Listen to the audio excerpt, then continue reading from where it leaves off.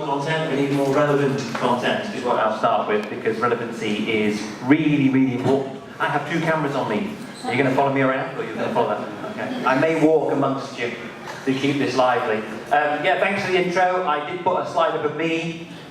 That's me, if you weren't sure. And the agencies that I've worked for, and the last 2 years of that was spent working at Mondelez in the global media team. Most of these agencies, in the time that I've worked for them, have changed their logos since then. I'm actually older than this man. I had very easy paper round. I now work for a company called Kudos Content, where I am partner in that company, and I no longer work in this side, and I specifically work in content in a content agency, which we'll come on to a bit later. There is a truth, a truism, something you won't be surprised to know, which is the fact that around the world, media consumption has changed. And not changed a bit, changed a lot. It's phenomenally changed, not just in the last 10 years, actually significantly in the last 5 years. And what's happened is that, no great shame, everybody from the advent of the digital age and us spending a lot of time with computers and then eventually a lot of time with phone in terms of the media we consume have got older, and it's now by far the majority. And you can see the percentage changes certainly between 2010 and 2015. And the area that's grown most of all within that, no big surprise, is video. Everything is becoming about video. Social in its infancy came about posts, but very, very quickly Facebook and certainly YouTube, which actually was dormant with Google for a very, very long time, became the repository of all video around the world. Facebook in particular latched onto this. They latched onto mobile, they latched onto video, and everything pretty much is video. And if you want to know where that's going in terms of video revenues, online video these days is about a $6 billion market. And it's only going to get bigger and bigger and bigger to the detriment of everything else, because clients, as you all know, are not spending more and more and more money. They're shifting their money and where they spend it. They are categorically coming out of what is traditional above-the-line TV and going more and more into, funnily enough, outdoor, which is still growing around the world. Outdoor itself has been pretty steady and going well for many, many years, all the 26 years I've been working in advertising. But the internet has significantly changed. And what's happening is there's a shift further going on in terms of movement from advertising to content. We'll come on to that a little bit more in a minute. But how you spend your money and where you spend your money is the conversation we're all asking ourselves. So the new reality is a bit like this. The advertiser, Sebastian, or even Angeli and everybody else here, basically has got a change going on with them. They have this sort of hyper-targeting, ad-led marketing that exists from their media agencies that is getting very, very specific about getting into the exact audience and how they target them, particularly in the digital area. Advertising campaigns still exist, big above-the-line advertising campaigns still exist, and pure-play content entertainment marketing has been growing. So you're going to do, basically, practically all media is now being bought that way. There's considerably less of this over time, and there's much more of this being powered by that. And when you see there's a change coming on in terms of the ability to target individuals, you start to learn something very, very interesting. That you're no longer in this area of broadcast, you're into this area of narrowcast, almost down to the individual, and then trying to, and being able to extrapolate that at scale. And that's something that we weren't able to do before. Video wasn't really, even just 3 or 4 years ago, I would say, at scale in the digital sphere, but it is now. So much so that you can target the individual and what they like, and then millions of people just like them. And it's more cost effective than putting it on television. So content marketing versus advertising is a big debate at the moment. Advertising pretty much has been there to interrupt us in terms of how it was portrayed. It was something you'd see at a TV commercial, for example, or on the cinema. You may see it as a billboard or poster as you walk past it. It was an interruptive format. Some of it was really, really good. In fact, quite a lot of it was very good. We can all remember jingles from Skippy Peanut Butter or whatever it might be, or the Shake and Vac from the years back in the UK, or things that you still remember, like Coke adverts, like I want to buy the world of Coke. These things, remember, they're timeless. They're gone forever. They were highly creative, but they were talking to very, very large numbers of people, particularly if you're in the FMCG world. You were trying to target a lot of people, you're trying to give them a very broad message, and you're trying to get them to remember it by pushing it to them. That's changed now. And content marketing is much more about giving something to someone, as Angeli was talking earlier, about they're really interested in. Some form of information, some form of education, some form of utility, something they actually get which makes sense to them and is adding to whatever it is. Even if it's just entertainment, it can be just entertainment, but it also is giving them something that is not an interruptive message.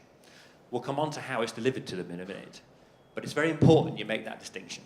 Because when you see a piece of content, you're more than 10 times more likely to pay attention to it than you are to an advertising message. And in the world of ad blockers, as we talked about earlier, and lots of people having ad blockers on phone, and phone being the vehicle by which we consume most of our media these days, advertising in its traditional sense, or even digital advertising in its traditional sense, is in real trouble. And we'll come on to a further change that's happening a bit later, though, when it's in the shift from search to discovery. But it's very much going this way. I do like the fact I've got a red pointer. That makes me Sith, not Jedi. I've got a green one on mine. Sorry, I'll go back to. And here, you know, this is really taking over. This is really, really, honestly, in decline. Unfortunately, it's not declining fast enough. That's because the entire industry is geared to do this for the last 70 years. It's set up to do that. It's resistant to change. Large advertising, legacy advertising agencies, the JBTs, the Ocuses world, they make all their money on production.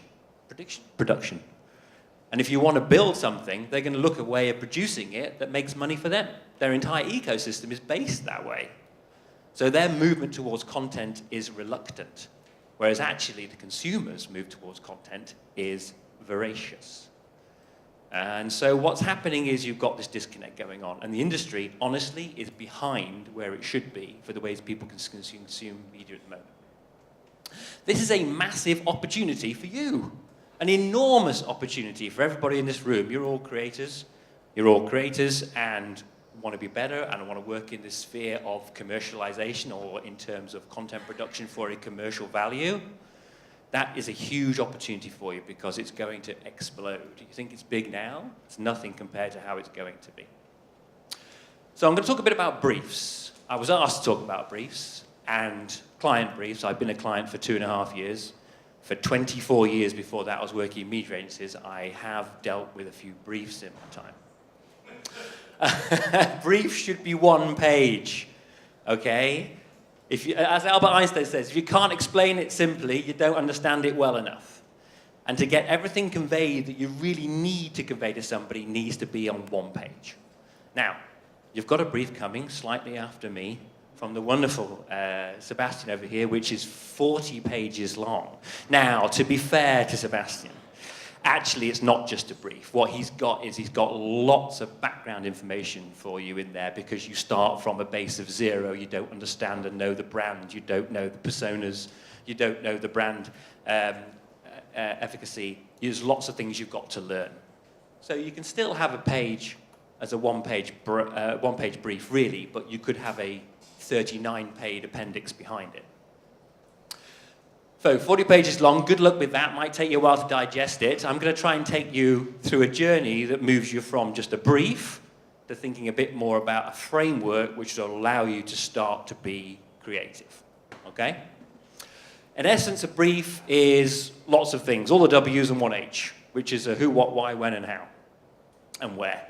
And essentially what you're going to get in a brief is lots of information about what the product is, or what the brand is, what it's trying to do, what it's trying to achieve, where it's trying to go. Hope some information there about sales, for example, and actually, in essence, what it's trying to achieve.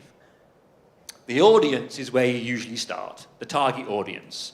Target audiences used to be quite broad because the media that we used to buy the audiences in was quite broad. It was men, it was women buying TV. You couldn't buy beyond basically an age, demographic, potentially some geography, and the fact you are buying very broad audiences. So it'll start with the audience, and it will get into areas of personas. I know we've got a bit of crossover here between what I'm going to say and Angeli was saying, but personas allow you to identify people to basically connect with them, to understand them, to empathize with them. They're very important. It gives you an idea of, especially you've got 2 or 3 different types. I asked about how many personas you have for yours because a lot of brands will have multiple personas, as many 7, 8, 9 personas. And that's a good thing. because then you can start to create different types of content 7, 8, 9 times. And therefore, if producing stuff 7, 8, 9 times, you're more relevant to those groups of 8, 7, 9 people. So it matters. Getting more specific to your audience is a big deal. Getting more relevant to your audience is a big deal. I'm going to tell you a story about data and how data is changing the way we target audiences. Because in the digital world, you can measure everything, which is both a bonus, a double-edged sword really. It's both a bonus and it's also a hurdle in many ways. But data allows you to measure everything. So let me tell you a little story about Netflix. Netflix, ostensibly, it's the biggest movie company in the world, really, in terms of distribution. It doesn't actually own any movie houses, but it is very, very much about data. Its business model is about data. Very recently, it went global in terms of launching in all those markets, including Singapore, at the same time. It did that and gave it true global coverage because it wanted to have as much coverage as possible. You'll notice that the amounts of content that you can get, the films, the series that you can watch, are not the same in all different markets. There's lots of reasons for that. There's rights management's going on, and there's belief in terms of starting in one market and not another with a group of series that will work. They're localized, they're Indian, they're Malaysian, whatever. What's really interesting is that they manage a huge amount of data to work out actually what groups of people are going to like what types of films and what types of series. And it's not down to location, and it's not down to their age, and it's not down to their likes and dislikes even. Because if you think about it, someone who lives next door to you in Singapore may really be into a TV series that you're not into. And they may be the same age as you, and they may be the same gender as you, and they live right next door, but they're not you. And you get to this area where anime, for example, anime you might think is being consumed all in Japan. Only 10% of all the anime on Netflix is consumed in Japan. 90% of it is consumed all over the world by the people that like anime. So you start to differentiate audiences, not by this broad scope of broadcast, which is I'm going to target women and I'm going to target 18, 24-year-olds in Malaysia. You start to target people that actually have an affinity to your brand, and you can identify them, and start to look at platforms like Google through search, or look at platforms like Facebook through their likes and their profiles. You can actually start to identify and target these individuals, and then all of them. And then we have things like lookalike models as well. I'll get onto that a bit later. But you're getting down to the individual. So we have a mountain of data. That mountain is composed of two things. Garbage is 99% of the mountain. Gold is 1%. Geography, age, gender, we put that in the garbage heap. Because it doesn't make anything for this particular company and for the information they look at. It means nothing in terms of a broad brushstroke of a broad audience. To be honest with you, you should be able to go into a market for AccuView, and you should be able to find your AccuView audience. People wearing contact lenses. People who actually buy the brand, people who buy the consumer. You should be able to profile that into a really, really detailed profile and then go and buy a lookalike. That's the audience you should be buying. That's the audience you should be looking at. So fascinating. This picture, by the way, was the launch of the new Daredevil when it happened, and all the information, lots of people typing away at computers, seeing how well it was popular, it was being launched, and when it was being launched at different time zones around the world. Survival of the Clickist is that they have a test and learn mentality. Whatever they put out in terms of promoting a new series when it comes out, promoting a new film, they put like 7 different versions together with maybe Matt Murdock in, for example, who's the protagonist in Daredevil, and they work out which ones work and which ones don't work. And they go with the 2 that do work, and they dispose of the 5 very, very quickly to improve the overall performance of what they're trying to achieve. This test and learn philosophy is really, really important. Looking again, not at these things, not geography, not age, not gender, actually the people who actually watch the show. So, clients love customer journeys. You've talked about customer journeys quite a bit. I'm sure we'll talk about it a bit more as well. We'll go through it. The consideration map, awareness, interest, consideration, intent, evaluation, purchase, and loyalty, which actually does span out a little bit as well. You are here. Actually, I was just looking for that. I love these little cartoons. They're really, they're all done by Tom Fishburne. There's a great number of them. If you go looking on the Facebook page or on the internet, there's lots of them. They're very, very funny. And being identified within the customer journey is important. it's important to know at what stage what you're trying to produce is trying to affect somebody and how they feel about it. And you're right, you can actually these days go from awareness to purchase and even to some kind of loyalty for a brand very, very, very quickly. Because you're no longer reliant on the process of having to go into a store to buy it. You can buy it pretty much instantly, depending on what it is. And you may drive affinity for a brand over time, but the shortening of this funnel is actually paramount. So look about not just one, but maybe multiple aspects of a funnel where you may come into it with what you're producing. Oh, that didn't work out too well. I apologize for that. And just to how it's work. But I'm going to try and take you through a framework now, something that's going to work that takes you from the brief to a place where you can start to be creative. Because a brief is one thing. A brief is a set of information, almost a set of rules, and a path, if you like, to what the client's trying to achieve. But it doesn't help you become any more creative. It doesn't distill down to, for you, maybe 2 or 3 things that actually give you a framework for how you can start to create things. So there's a way of doing that. We traditionally call it communications planning or comms planning. It's the role of a planner with an agency to take a brief from a client, to sit down with what the challenge is and come up with something that links that to a creative idea. It's what planners in advertising agencies have been doing for a very long time. So this idea of a framework from getting from a brief to creative ideas is pretty easily distilled into something I'm going to take you through here that we used actually at Mondelez, which I helped build. And clearly illustrate the challenge is a simple sentence that your mum basically would understand.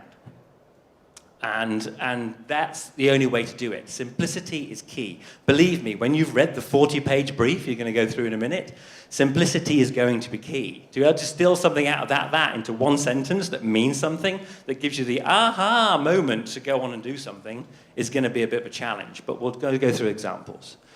And we call it a get to buy. A get basically the target audience to engage and act and do something in a relevant way by some kind of mechanic that speaks to them. Get so-and-sos to do something by some mechanic. And if you think about get to buy, it actually forms a sentence. I'll take you through some examples in a moment to give you a bit of an idea. But if you write down get and to and buy from the brief Sebastian's going to take you through, get, okay, well, this audience that I'm going to be given in the brief, to, what we're trying to get them to do. What we're actually trying to get them to do, well, trial, I imagine. Contact lenses is usually about trial, and when you do try them, you're quite brand loyal usually. Once you pick them up. Am I right? Is that the case? Most brand loyal to contact lenses? Yes, so it's trial. Trial's really important. So you want to get them to try. You're not buying more of, because generally you're using them either daily disposable or whatever, but you've got to get them to try, so you're trying to grow your audience. And then buy a mechanic that speaks to them. That starts to get you to think, what is the mechanic going to be that gets these people who I've identified to actually go out and try this? What would that be? I'll give you 3 examples. Examples actually from Mondelez. The first one is getting families to share in more moments together by facilitating and inspiring new ways of being better together. It's a bit wordy, it's not one of mine.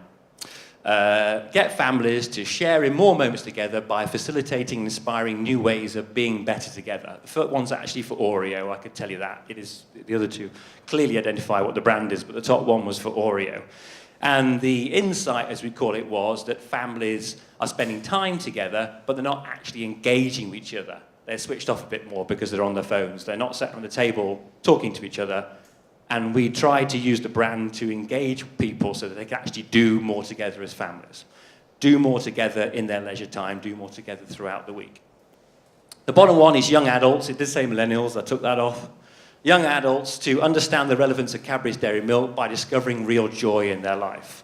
So if you're trying to get this particular audience of broad young adults to understand the relevance of Cadbury's Dairy Milk, what it's all about, which is all about joy, if you know the brand, discovering real joy in their life. This gives you an idea then, if you think about it, of starting to think of some creative ideas that you could do. If you're trying to get a load of young people to discover real joy in their life, there's all kinds of ideas that you could come up with that stimulates people to actually incorporate more joy into their life, particularly teenagers, for example, or early 20s.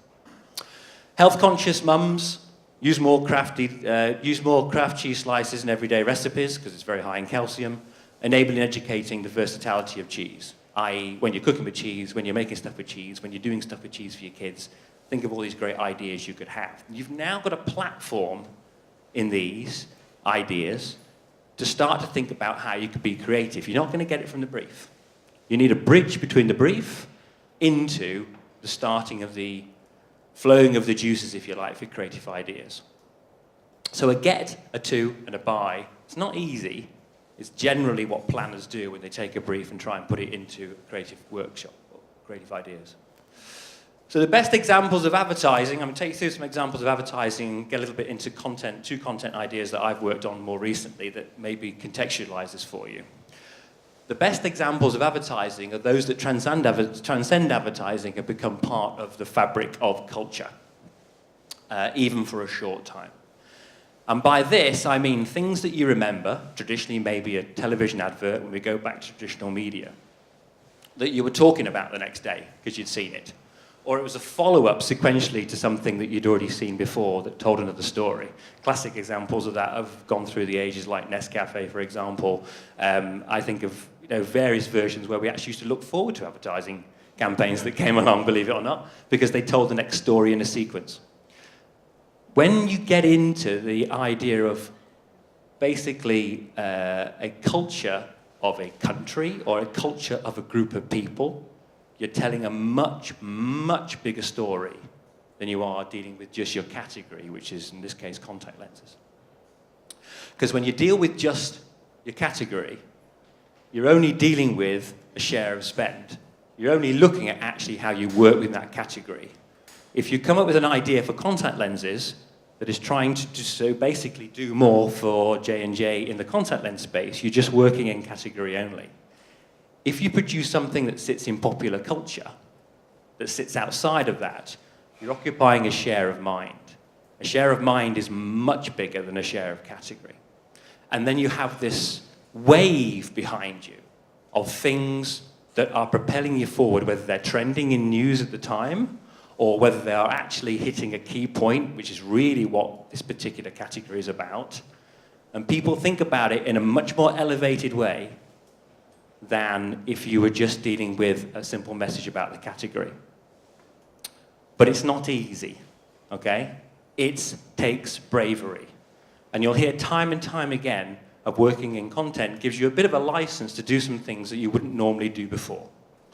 I've got multiple examples of these. I'm just going to take you through a couple of examples, and one of them isn't even ours. And I think it's really important you think about this, because you've got to step out your comfort zone a little bit, and you do need to be quite brave, and you need to come up with some ideas that actually are a bit sometimes. Who remembers this? Wasn't that long ago? A tweeted dress from Kim Kardashian that went global all over the place. Is it blue and black?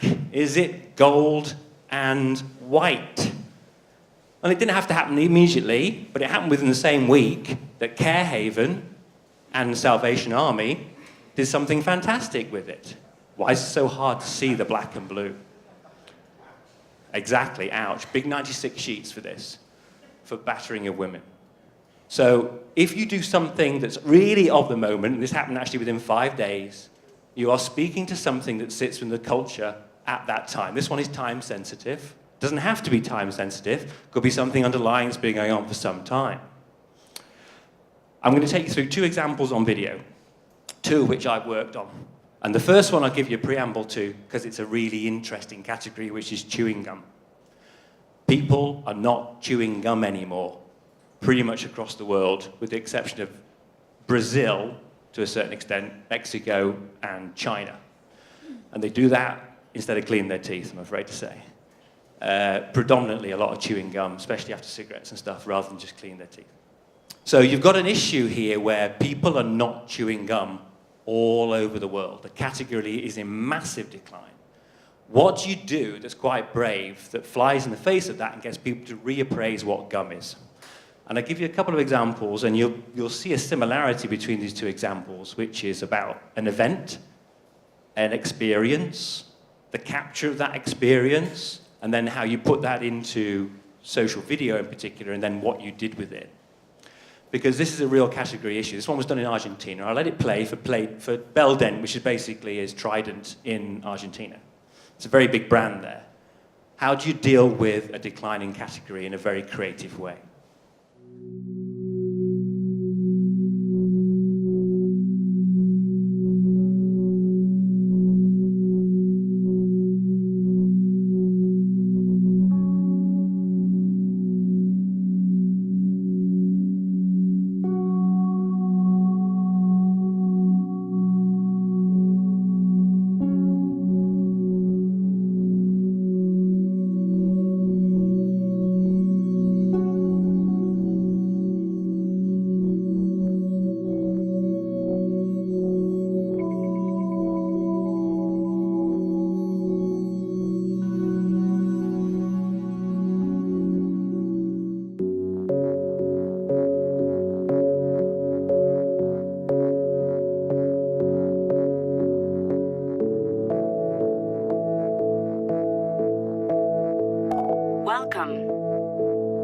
Which one seems like he has more friends?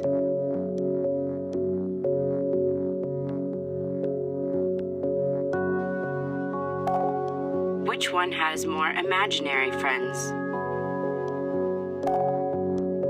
Which one gets invited to more parties?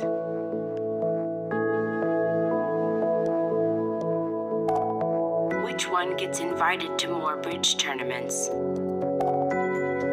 Which one is the bad cop? Which of these bosses would give you a raise? Which one would fire you when you ask for a raise?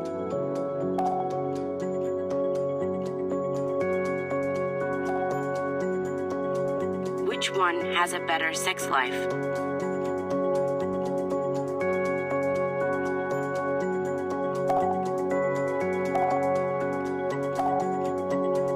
Which one never puts money into the employee gift pool? Which one really enjoys giving you a ticket?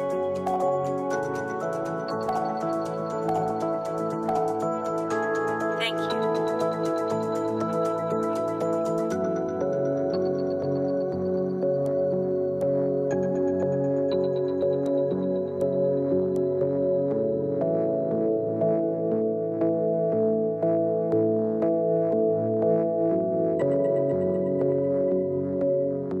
Now that's quite interesting and a very, very innovative and creative way of dealing with something. Notice that it's actually an exhibition. It was an art installation done in a museum.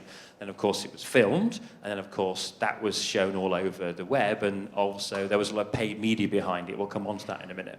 That was really important because it was talking to something in terms of how people perceive people that chew gum. Now, it's a little bit engineered, to be honest with you, because if you just sit there with a dull face, and people who actually have an animated face, you are more likely to like someone with an animated face. They're just more appealing. But it's that insight and knowing that leads you to create some really interesting content, which is about as far away from a TVC as you can imagine. And did it move sales? Oh yes, by the way. All the examples I'm going to show you, big spikes in sales from what we did with gum in a hugely declining market. The next one I'm going to show you is completely different. Now, this is actually a television commercial to start with, and it breaks new ground. But what's really interesting about it is the content piece that was done afterwards for what happened. I'll play the whole case in a moment. This was a Cannes Lion winner from 2 years ago, and then went back and won another one not because of effectiveness, because of the way it moves sales for Honey Maid, which, if you don't know, by the way, is a cracker in the US, and symbolizes and means in American families wholesomeness. It's a wholesome cracker. It's all about 2.4 kids. It's all about having a wonderful family. But what's a modern family today in the world? Now, the guy that works on this, I won't give too much away. I'll tell you a bit about it at the end. The guy that works on this was fearless and relentless in producing something which was going to be controversial. It was going to be controversial at one level. We'll all agree with it in here because we all come from maybe an enlightened generation that doesn't think a certain way, but I'll let this flow and then I'll explain a bit at the end, and you can see the difference when you start to be brave, when you start to think outside that comfort zone, which for content is really important. If I had to describe my parents, my dad would be like the smart one and everything. And then my papa would be, he's a funny one. It's just me and him. We kind of take it as, all right, this is all we got. This is our team right here, and nothing's gonna break this team up. American families have changed. Sometimes we get looks just from being a mixed family. And while they may look different, they're still as wholesome as ever. And who better to say this than the beloved brand American families grew up with? Honey Maid. Everyday wholesome snacks for every wholesome family. It was the first time an American brand had so clearly stood up for all families. This is wholesome. And the nation took notice. Honey Maid, featuring both interracial and gay parents in an ad for graham crackers that's been viewed more than 5 million times. Honey Maid's hashtag, this is wholesome, on fire. But unfortunately, a lot of people didn't agree with our message.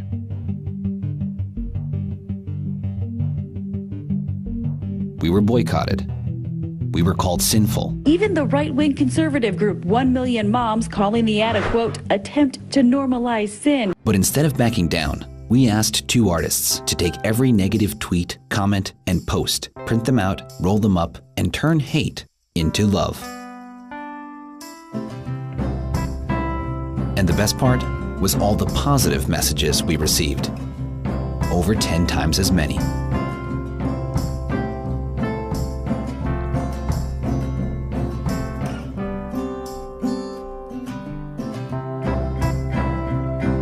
With over 270,000 shares on social media, this simple video drew in 3.5 million views in only 4 days. It earned over 250 million impressions from social and PR alone, and was one of the most shared articles in the history of The New Yorker. And for the week it launched, it was the most shared commercial in the world, all for only $6,000 in paid media.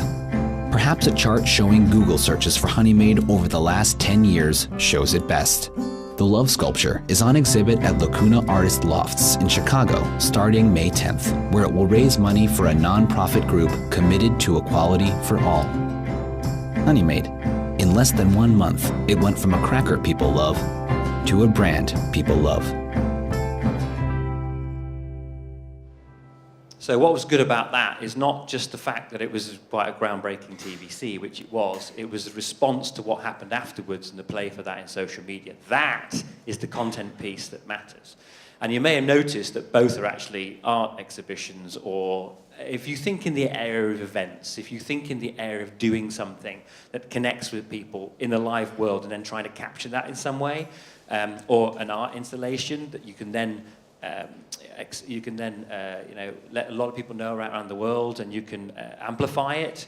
Those really, really work. So that's 2 things to think about. I think it's worth then going into a few things, tell you about hygiene, for example, because I was asked to talk about that. In the world of search, and YouTube is the second biggest search engine in the world, also owned by Google. It's very important that when you produce stuff, those videos, where the whole world's going now, should be discoverable. We put things like tags into them, alt tags. That allows the search engine spiders, basically, for YouTube to find them and make sure you rank highly. So it's very, very important that you think about, when you produce content, that people are able to actually find it, and actually it appears in the rankings in a high order for all the various keywords that you might want to put in. But what's really happening, and the big change that's happened since, I would say, Facebook have come of age with their video product, is that you have a shift going on from what's called search to discovery. Because if you think about it now, we all used to search for stuff. Even the people in this age, in this room, and you're all a lot younger than me, we all used to search for stuff. We'd all go searching for videos, and we still do within YouTube, because there's lots of stuff in there we can search for. We all used to search on Google all the time for things that interested us, things that we're interested in. And we still do that. But actually, it's in decline in favor of this, specifically through Facebook, where things are actually sent to you. You discover them because you thumb past them in your feed. The reason you're getting them is because they know who you are. And you're actually getting stuff that's most relevant to you, whether commercial or non-commercial, whether a sponsored post or something from a friend that's relevant to likes that you have, appearing in that thumb drive. So I'm a big scuba diver, so I used to look at a lot of stuff on YouTube in terms of scuba diving. Now, things appear from various pages that I've liked appearing in my feed, and then I get commercial stuff on top of that appearing in my feed, all about scuba diving. I'm discovering it every time I'm going into Facebook. On average, we go into Facebook 19 times a day, on average. And that's just us lot. There are people that do more than that. So we're discovering all the time rather than searching in the time. And then the video is being sent to you. It is being delivered to you through 3 simple truths in terms of what's happening for delivery of content. There are 3 trends taking place. You're going to hear a bit more about this later on today. The first one is this word you'll hear called programmatic trading. Programmatic trading is allowing people to actually buy specific audiences through things called trading desks. It allows you to identify an audience based on, for technical reasons, their habits of where they've been, and the ads that they've seen and how they've acted on those ads or those pages they've been to. Drops cookie tags all over their browser, and through the use of those, you're able to retarget people. You've seen it time and time again when you've looked at a product and then you get an ad afterwards. Usually for hotels when I've just already booked the room. Happens time and time again. But that's what programmatic trading is. They're buying that audience, and they're buying it in a way to target you specifically. And it's done automatically and very, very quickly. And it's becoming the majority of the online trading that we do these days. The other one is pay for content. The ability to deliver a video to someone through Facebook organically has all but died now. They have changed their algorithm. They don't admit to it, but they did significantly in 2012 and 14. So that actually the organic reach of what you put into the feed by actually just posting something on an existing site only gets to around about 3 or 4% if you're lucky of all the fans that you had on that page. So Facebook's model for a very, very long time was to build a fan base and get you to spend money to do it. And then they changed the entire model because they got critical reach. And now they say, actually, we can target individuals at scale. You've got to spend money. Thankfully for them, it worked because now they make money as opposed to most platforms in the world, apart from Google, losing money. And the other one is adaptive messaging. They actually started to, and what's happening is we change the message that we deliver to people based on the things that they like. And that's getting into a very, very specific science. The ad that I'm going to send to you is different. The ad I send to you is different to the ad I send to you, all in real time, all immediately at the same time for the same product. Sometimes at a different price. So that's happening. Adaptive messaging is a truism. Paying to be somewhere, you have to put your money in your pocket and pay for it. It's a commercial world. And programmatic trading are 3 things that are happening. And as a result of that, we get into very, very specific ways of buying audience. So it's important that you know the commercial aspect of getting amplification for what you do requires budgets.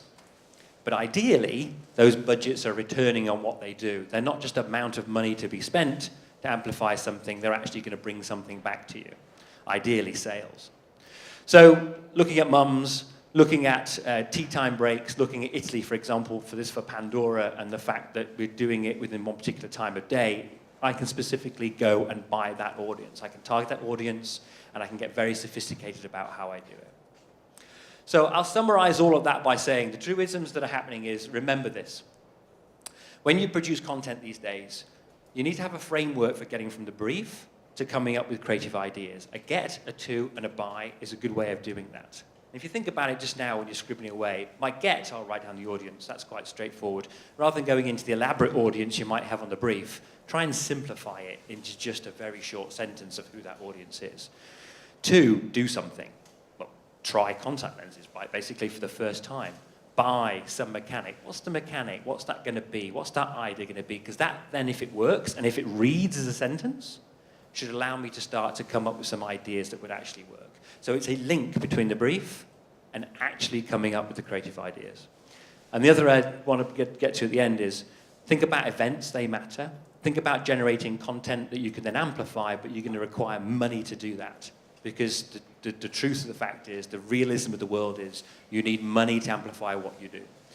But you should be able to calculate a formula that actually says, I put money in, I'm going to get money out. For every $1 I spend, I should be making 3 or 4 for my client in sales. So there we go. I think that's kind of it for now. I've got much more time than that. I probably spoke on a little bit more than I should have done. I'll leave it at that. Thank you very much. Thank you.